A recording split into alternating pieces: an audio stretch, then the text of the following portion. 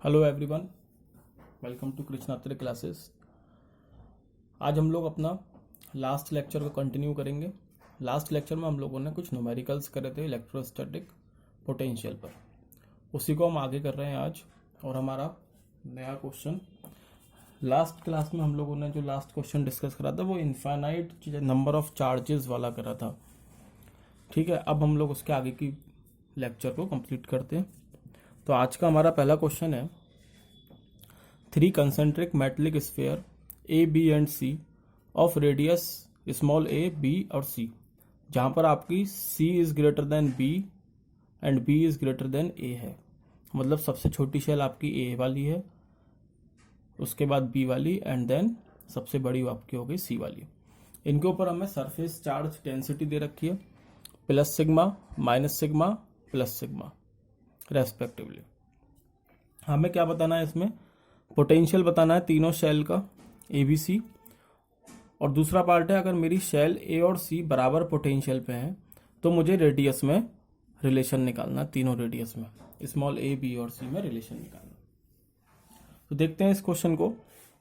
इसमें हमें 3 शेल दे रखी हैं A B and C. According to this इनकी रेडियस दे रखी है small A, small B and small C. उसके बाद इनकी सरफेस चार्ज डेंसिटी दे रखी है sigma for shell A minus sigma for shell B and plus sigma for shell C. अब सरफेस चार्ज डेंसिटी है, इसका मतलब क्या होगा कि charge per unit area, charge per unit area. Surface charge density का मतलब होता है चार्ज पर यूनिट एरिया। तो आपका चार्ज यहां से हो गया सिग्मा इनटू ए। इसका मतलब अगर मैं शेल ए के लिए चार्ज देखूं तो उस पर कितना होगा, और क्योंकि ये शेल है और शेल का एरिया कितना होता है 4 पाई आर स्क्वायर, तो शेल ए के लिए कितना हो जाएगा चार्ज 4 पाई रेडियस है इसकी ए स्क्वायर इंटू सिग्मा। इसी फॉर्मूले में एरिया की वैल्यू पुट कर दी। सिमिलरली फॉर शेल बी आपका माइनस सिग्मा दे रखी है सरफेस चार्ज डेंसिटी, एरिया हो जाएगा 4 पाई बी स्क्वायर। और शेल सी के लिए सिग्मा होगी सरफेस चार्ज डेंसिटी और एरिया हो गया 4 पाई सी स्क्वायर। ठीक है, ये आपके चार्ज आ गए तीनों शेल पर।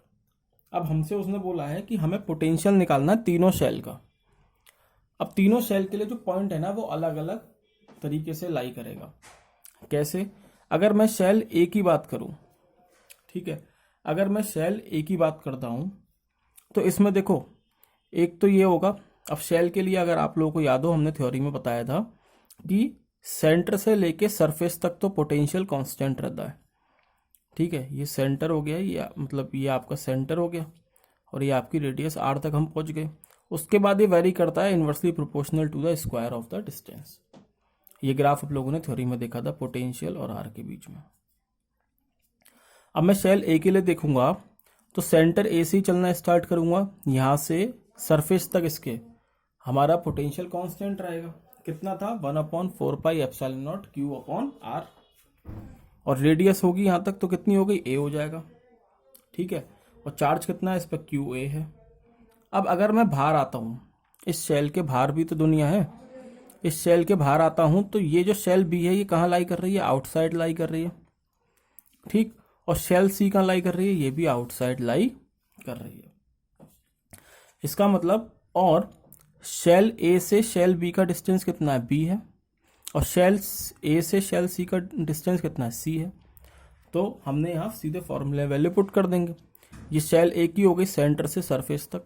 फिर बाहर आए तो 2 शेल हमारे पास मौजूद हैं, एक बी वाली 1/4 pi epsilon not Q B upon B हो जाएगा क्योंकि डिस्टेंस कितना है बी, और shell C 1/4 pi epsilon not Q C into C क्योंकि डिस्टेंस सी है। अब यहाँ पे हम ये वैल्यू पुट कर देंगे क्यू बी क्यू सी और क्यू ए की, तीनों वैल्यू पुट कर दी। इनको कैंसिल कर लेंगे तो आपके पास ये आंसर आएगा। ये हो गया potential of shell A. Similarly जब मैं पोटेंशियल ऑफ शेल बी निकालूंगा तो शेल बी के लिए, अब शेल बी के लिए क्या है, शेल बी के लिए आपका जो शेल ए है वो अंदर लाई कर गई, अंदर लाई कर रही है, ये है शेल बी। इसके लिए हमारी जो शेल ए है वो अंदर लाई कर रही है इसमें। ठीक है, और शेल बी के लिए आपका सेंटर से और सरफेस तक, मतलब शेल बी के लिए इस सेंटर तो सबका सेम है, सेंटर से सरफेस तक कांस्टेंट रहेगा मेरा पोटेंशियल, ठीक है। तो वो कितना होगा, जितना इस शेल बी का अंदर होगा और सरफेस पर बराबर है। तो 1/4πε0 शेल ए की वजह से QA/B, क्योंकि इसका डिस्टेंस कितना है यहाँ से शेल बी और इसका शेल सी ए का बी।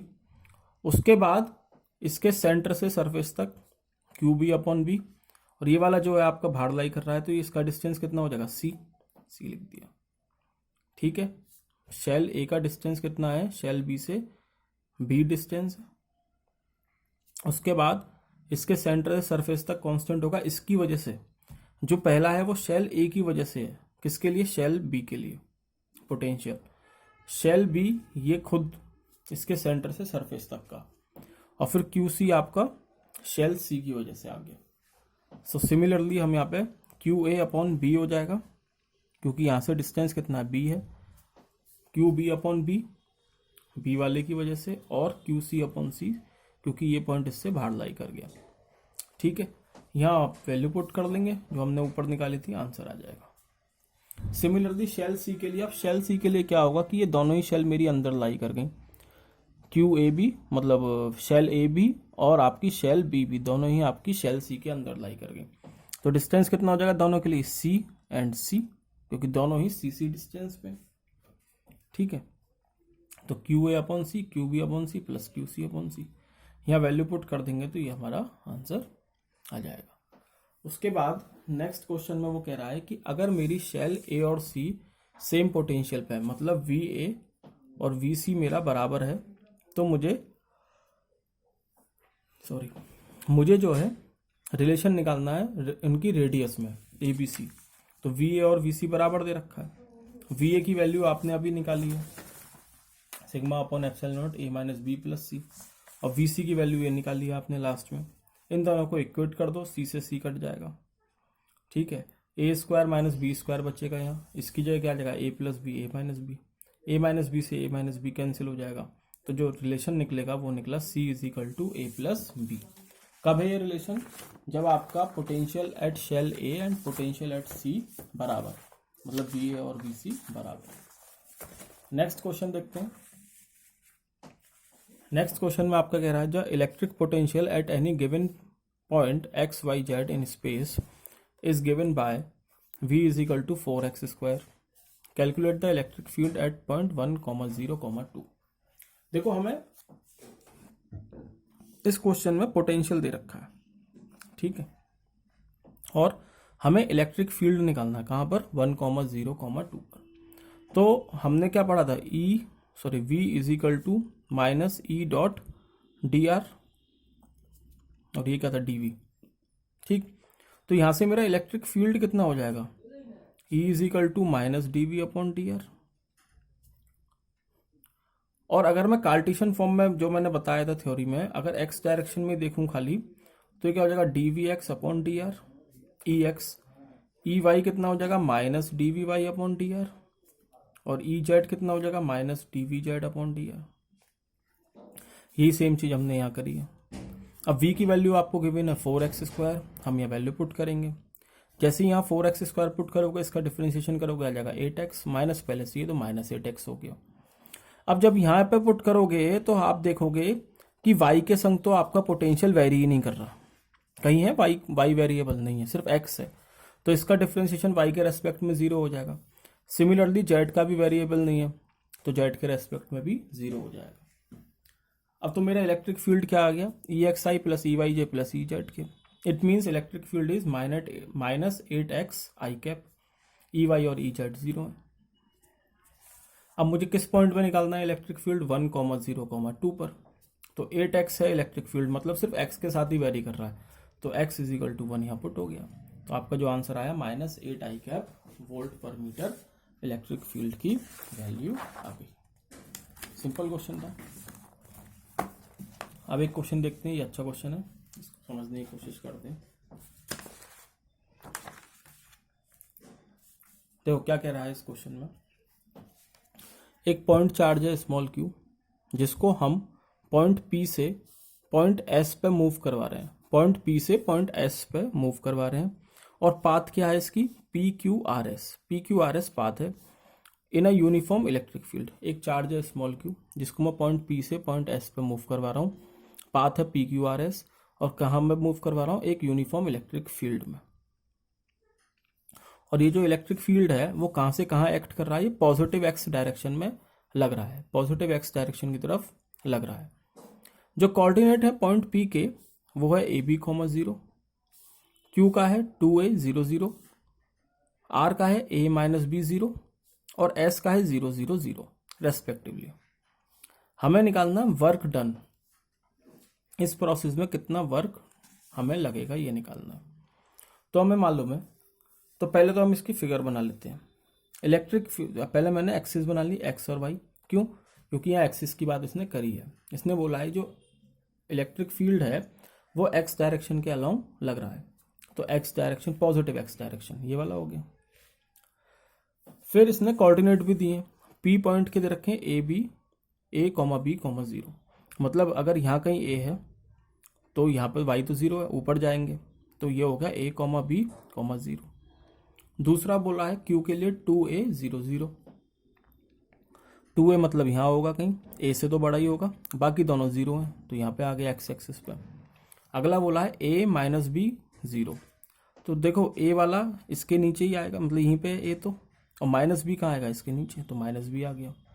अगला 0 0 0 बोला मतलब ओरिजिन, तो यहाँ हम ओरिजिन पे आ गए। तो जो पाथ बनी आपकी कैसे बनी, P Q R S path है, ठीक है। अब हमसे पूछ रहा है कि यहां से यहां ले जाने में कितना वर्क हमें करना पड़ेगा, पी से एस। तो आप लोग को जैसा मालूम है वर्क क्या होता है, फोर्स इनटू डिस्प्लेसमेंट।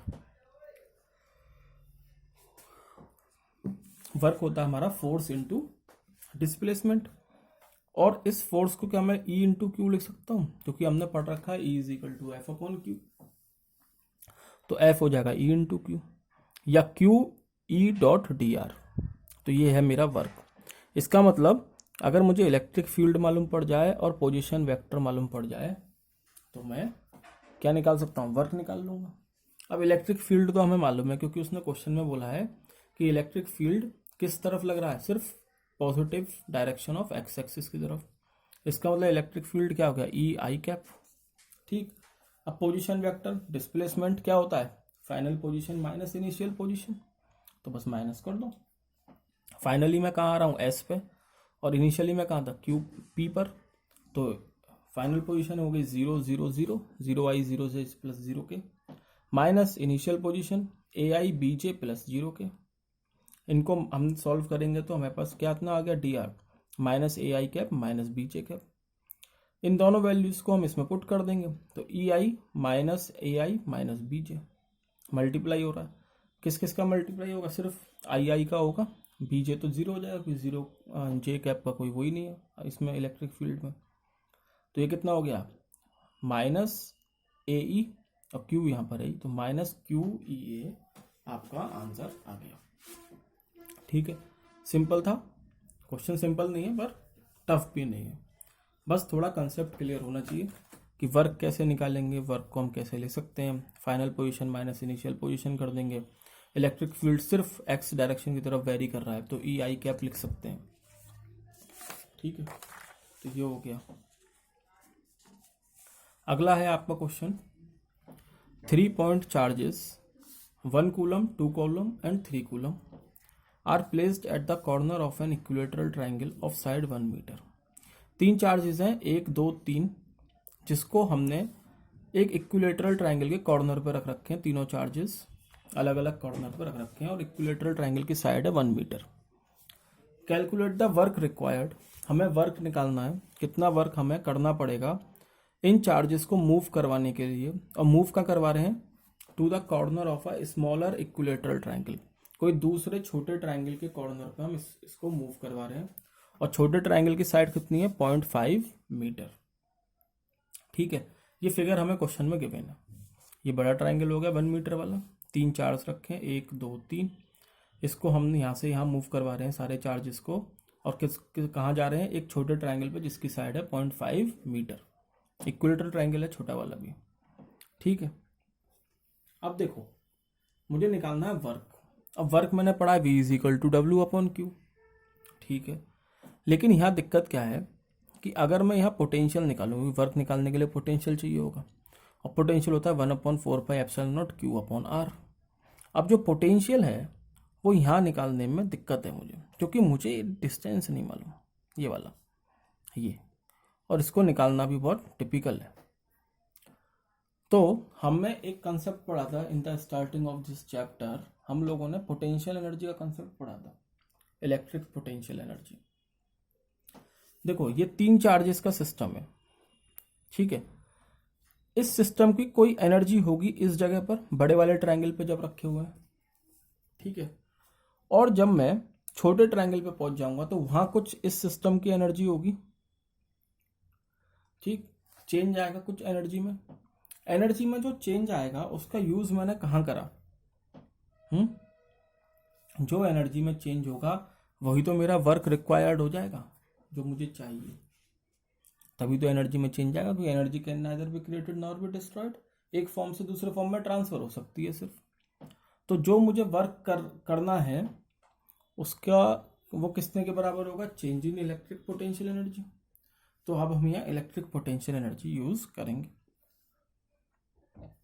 तो इलेक्ट्रिक पोटेंशियल एनर्जी हम लोगों ने पढ़ा था 1/4πε0 Q1 Q2/R। तो दोनों चार्जेस कौन कौन से हैं, 1 और 2, तो 1/4πε0 तो कॉमन आ जाएगा, बाकी सभी चार्जेस की वजह से मैं इनको ऐड कर दूंगा। तो Q1 Q2 1 × 2 divide by R 1 metre है, प्लस 2 × 3 डिवाइड बाई R, और 3 × 1 डिवाइड बाई R। R तो हर जगह बन ही रहेगा क्योंकि इक्विलेटरल ट्रायंगल है। इसको सॉल्व करोगे तो 6 3 9 2 11 11/4πε0 जूल आपका इनिशियल इलेक्ट्रिक पोटेंशियल एनर्जी आ गई। जब मैं इसको मूव करवा के ले जा रहा हूँ छोटे चार्ज पे, तो अब उस जगह की पोटेंशियल एनर्जी निकाल लूंगा मैं सेम फॉर्मूले से, 1/4πε0 ब्रैकेट Q1 Q2 मतलब 1 × 2, साइड बदल गई, कितनी होगी 0.5, तो 0.5 आ जाएगा 1 की जगह। इसको सॉल्व करोगे तो आ गया 22/4πε0। जब मैं यहाँ पर आपका चेंज इन पोटेंशियल एनर्जी निकालूंगा, U final minus U initial करूंगा, तो U फाइनल 22/4πε0, इनिशियल है 11/4πε0, तो कितना आया 11/4πε0। या इसको सॉल्व कर लो, आगे कुछ नहीं है, 1/4πε0 की वैल्यू रख देंगे, 9 × 10⁹। तो ये जो चेंज इन पोटेंशियल एनर्जी होगा वही मेरा कितने के बराबर होगा, वर्क डन के बराबर होगा, और यहाँ से मेरा वर्क डन आ जाएगा, ठीक है। तो इस क्वेश्चन में हमने क्या लगाया, इलेक्ट्रिक पोटेंशियल का कंसेप्ट लगाया। आगे चलते हैं क्वेश्चन नंबर 7। क्वेश्चन नंबर 7 में बोल रहा है there are 2 particles each of mass m। 2 particle हैं, दोनों का मास स्मॉल m है, और दोनों ही चार्ज कैरी कर रहे हैं अपने साथ, कितना, कैपिटल Q। 2 पार्टिकल हैं, एक का मास स्मॉल m, दूसरे का भी मास स्मॉल m, इस पर चार्ज Q, इस पर भी चार्ज Q। आगे बोलते हैं इनिशियली इनमें से एक चार्ज आपका रेस्ट पे है, हमने मान लिया ये वाला रेस्ट पे, ठीक है। उसने बोला initially one of them is at rest, तो एक रेस्ट पे हो गया, and other is projected from a long distance. दूसरा वाला जो है वो बड़ी दूर डिस्टेंस से हमने इसकी तरफ फेंका, अलोंग द प्लेन, और प्लेन फेंका, ऐसा नहीं कोई प्रोजेक्टाइल मोशन है कोई एंगल के थ्रू, नहीं, ऐसे फेंका सीधे इस तरीके से, ओहो ऐसे गया है, ठीक है, अलोंग द प्लेन ऐसे समझ सकते हैं, इस तरीके से, ऐसा नहीं है कि ऐसे जा रहा हो, नहीं ऐसे जा रहा है, ठीक, along the plane directly towards the first particle with a velocity v। कितनी वेलोसिटी से फेंका है, v वेलोसिटी से फेंका है। हमें निकालना है find the distance of closest approach, closest distance निकालना है। देखो क्या होता है, दोनों चार्जेस मेरे चार्ज हैं, ये भी चार्ज है, चार्ज तो इसके ऊपर है, पॉजिटिव चार्ज है दोनों। तो जब ये पार्टिकल इसके पास जाएगा, मानो यहाँ से हमने फेंका और यहाँ तक आया, तो एक डिस्टेंस ऐसा आएगा जब ये पार्टिकल उससे ज़्यादा आगे नहीं बढ़ पाएगा, वो उसी डिस्टेंस को हम बोलते हैं डिस्टेंस ऑफ क्लोजेस्ट अप्रोच, ठीक है। और इनिशियली ये रेस्ट पे है, लेकिन जब ये पार्टिकल इसके पास आएगा तो ये इस पे फोर्स लगाएगा, दोनों सेम चार्ज है तो रिपल्सिव फोर्स लगेगी, ये वाला इस पे फोर्स लगाएगा, ये वाला इस पे फोर्स लगाएगा, ठीक है, और दोनों आपस में मिल नहीं पाएंगे, दोनों एक दूसरे से, जैसे हम मैग्नेट लेते हैं ना, मैग्नेट, जब मैग्नेट पे हमारा सेम चार्जेस, सेम पोल को हम पास में लाते हैं, तो आप लोगों ने देखा होगा कि मैग्नेट एक डिस्टेंस के बाद ना चिपकते नहीं है, पास नहीं जाते आपस में। वही आपका क्या डिस्टेंस ऑफ क्लोजेस्ट अप्रोच है, इससे ज्यादा पास नहीं जा सकते, वो होता है आपका distance of closest approach. Same इसमें होगा, दोनों सेम चार्ज हैं, तो एक पॉइंट ऐसा आ जाएगा जब दोनों एक दूसरे को रिपेल करेंगे और एक दूसरे के करीब जाना बंद कर देंगे। वो डिस्टेंस हमने मान लिया R0, distance of closest approach. अब हमें यही इस क्वेश्चन में पूछा है कि R0 क्या होगा।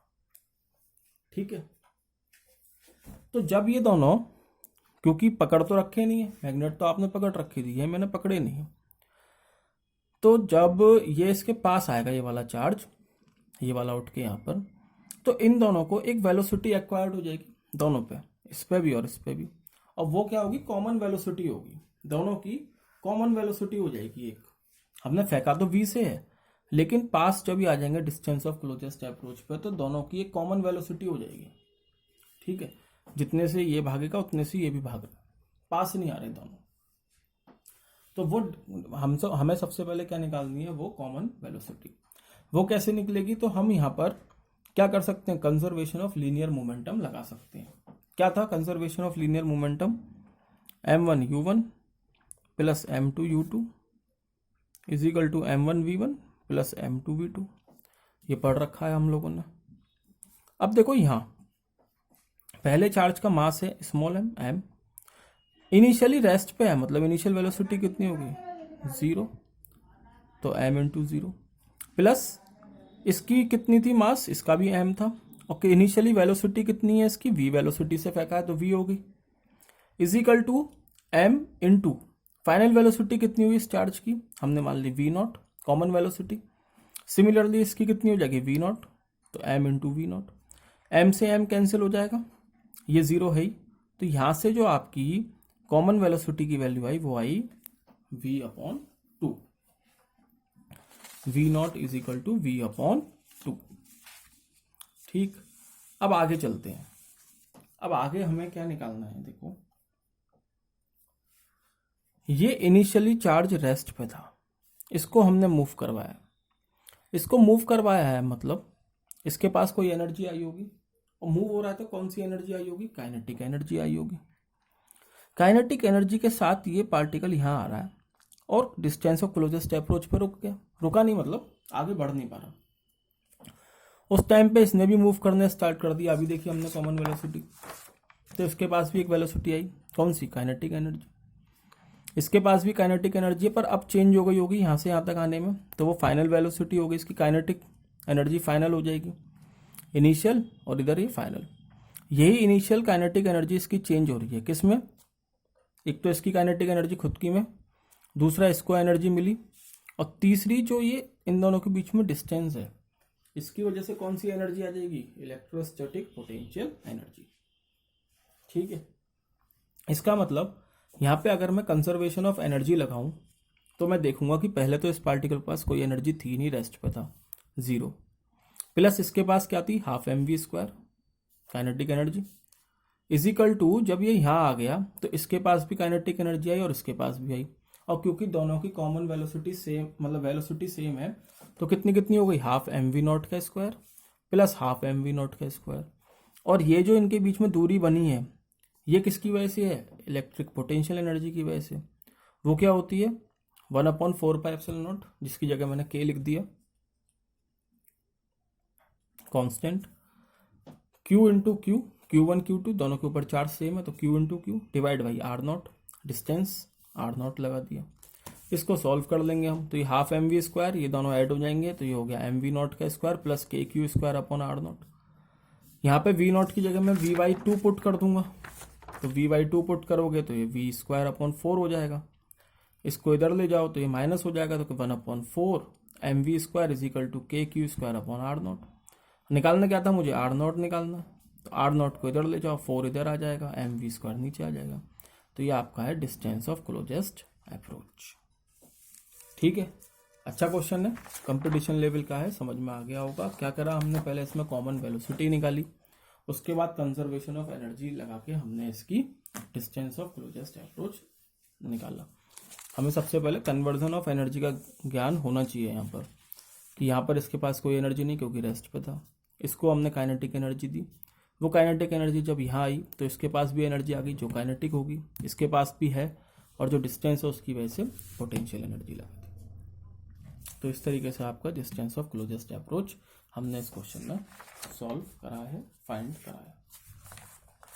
ठीक है, तो ये है आपका आज का लेक्चर। एक्चुअली ये लेक्चर उसी दिन कंप्लीट हो रहा था लास्ट टाइम, लेकिन कुछ टेक्निकल इश्यूज की वजह से हम उस टाइम इसको कर नहीं पाए थे, वो वीडियो बीच में कट हो गया था।